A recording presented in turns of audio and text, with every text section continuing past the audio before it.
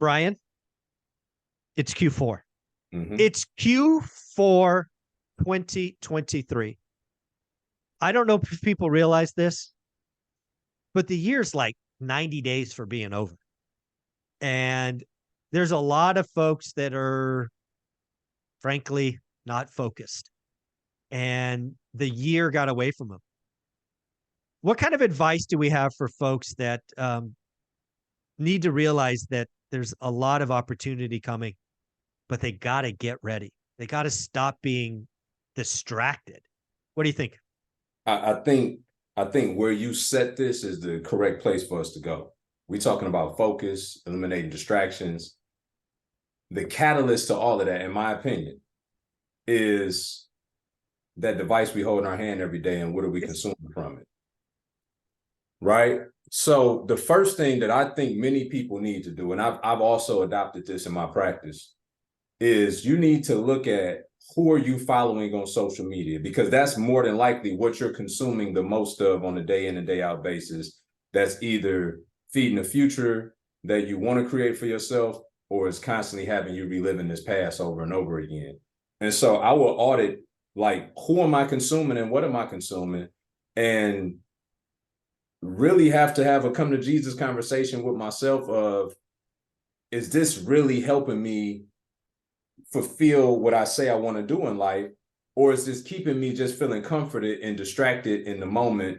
And if you find that to be true, be willing to start cutting off and unfollowing whomever that is, and regardless of what that relationship is, because otherwise Q4 means nothing to you other than the fact that New Year's is coming, holidays are coming, it'd be a big party again, and you'll start the year off saying that you want to do some new things, but until your actions align with your beliefs, nothing is going to change.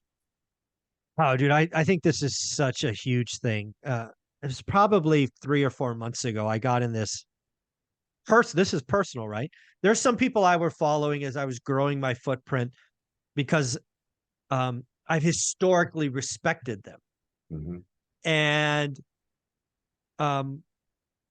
I respected the job titles that they've held historically. Unfortunately, these individuals have realized that that there's one way to grow fast on social media, and that is to preach doom and fear. Mm-hmm. Now, these people are growing like weeds and quickly, but they are now caught in this doom loop where everything they create is fear-based and doom. And I'm not here to tell you that it's not a scary time. I'm not here to tell you to YOLO life and, just blow all your cash. I'm trying to tell you where there's great pain, there's great opportunity. And I bring this story up because, especially on Twitter or X or whatever the heck we call that today, I have had to block lots of people that I've historically respected, even though I may have disagreed with them, but I've just flat out blocked them because all they do is preach doom. They've gotten in this group of people that are just doomers, and they feed on each other, and they're just doom, doom, doom, doom, doom. That helps no one except the content creator.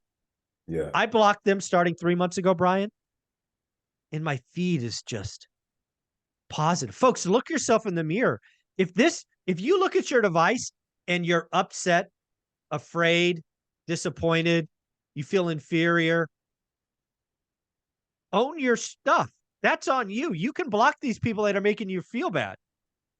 Mike, that's so true. I'm talking some big names, right? Like the Cardones, and I'll just use him as a quick example. And I'm not using him to pick on him, but for me personally, and I've attended 10X, and we spent 40 grand on a suite 5 years ago. And you know what I mean? All of these things, but at the very same time, on a day-to-day consumption,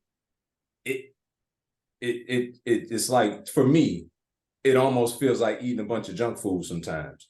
Personally, for my personal growth and development, the guy's his business and real estate prowess is unmatched. And again, to each his own. I'm just giving that as an example of someone who has achieved tremendous success, even in the field that I'm in, but doesn't feed me personally to where I feel like I'm growing in result of watching it. And so there's many people that can show you how to turn a buck, but that doesn't mean that they're helping you become the person that you aspire to evolve into and become. And so you got to be sensitive to that. And to Mike's point, it takes courage, right? To be able to sever those things that aren't good for you, regardless of how you think people may perceive the unfollow, right? That's not your responsibility. Your responsibility is to get you wherever you say you want to go in life, because nobody else is going to do that for you. I even had to look at my personal Facebook, and I'm like, yeah, we go to Greece and we post pictures, and while it's great for all of the remember when friends and the family and all of that, but it's probably pissing more people off than it is helping them. And at the end of the day, like, these aren't the people that feed me on a day-to-day basis. So I don't even post on my personal Facebook anymore, because I had to look at what's the game, right? To show people that I'm living the life that I said I would live. Like, no, I would much rather show that to the people that really subscribe to my channel, right? Whether it be YouTube or Instagram or my business Facebook, because these people are the people I'm really doing life with, even more so than friends and family that just follow me on Facebook. And so we just got to make some big boy and big girl decisions, Mike, and look at, to your point, put the mirror up and see things for what they are. Yeah, I there's so much in that I want to poke at, just to kind of hit it again. I think one of the things that I have seen fall off the last 2 years is personal accountability. It's always somebody else's fault. Here's a hint. It's not. Go ahead and read a book called Extreme Ownership. I believe that's the name, Jocko Willink. And I believe there was another contributor, I forget the name. And realize that until you take control and realize that it's all on you, it can't get better. Why do you give other people the power to make you feel one way or the other? And so many people bitch about the algorithm. The algorithm is a freaking math formula that is in tune to feed you what you look at. You know what? If you start blocking doomers, it doesn't feed you doom anymore. Exactly. It's amazing. Exactly. Shh, don't tell anybody. But if you click on the doom articles that say housing crash, housing crash, housing crash, housing crash, it's going to feed you more housing crash. 100%. So again, personal accountability is something that I've seen become, I don't know, un in vogue, or whatever the right word is, the last 2 years. And that's very disappointing. Yeah. To your point, Mike, about personal accountability, and I'm gonna talk on the other side of the personal accountability piece. If there are people that you follow, friends, family, or otherwise, that when you look at their page, it makes you feel inferior or jealous even, there's still personal accountability for yourself to say, I need to take a break from this. Yeah. Why I go and get in a better place to where when I see things like that, it doesn't bother me.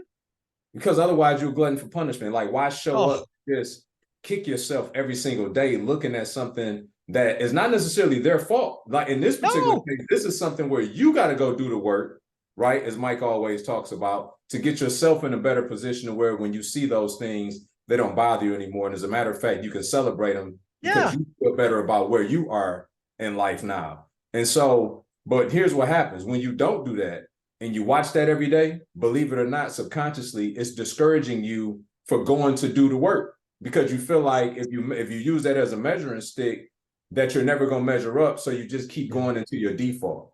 And I think that's the key word, is that for many people, you need to take Q4 to develop some new habits, to break some old ones, and to change your default. What do you do when you feel, anxious about life? Well, you drink, or you go overeat, or you go, like, we got to change our defaults. And so until you change your default, it's going to be hard to change your life, because as soon as you met with adversity or the things that make you feel uncomfortable, you go back to the thing that doesn't serve you at the highest level.